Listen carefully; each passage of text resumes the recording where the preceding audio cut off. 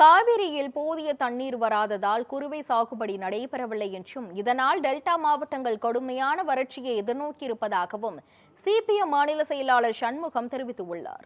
திருவாரூரில் நடைபெற்ற Marxist communist கட்சியின் சிறப்பு பேரவை கூட்டத்தில் பேசிய அவர் இவ்வாறு தெரிவித்தார். திருவாரூர் போன்ற முழுக்கம் வேளாண்மையை சார்ந்திருக்கக்கூடிய ஒரு மாவட்டம் திருவாரூர். காவிரியில் தண்ணி வரல, வருமா என்பதற்கான எந்த உத்தரவாதமும் கிடையாது.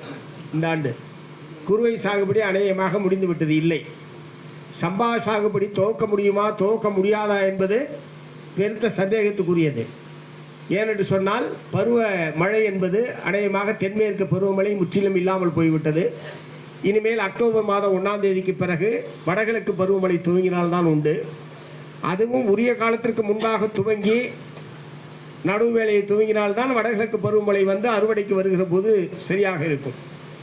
ஆனால் இந்த ஆண்டு அப்படியெல்லாம் மழையை நீங்கள் எதிர்பார்க்க முடியாது என்றுதான் விஞ்ஞானிகள் வானிலை அறிக்கைகள் விஞ்ஞானிகளுடைய கருத்துக்கள் எல்லாம் வெளிவந்து கொண்டிருக்கிறது. ஆகவே ஒரு கடுமையான வறட்சியை எதிர்நோக்கி டெல்டா மாவட்டங்கள் இருக்கிறது.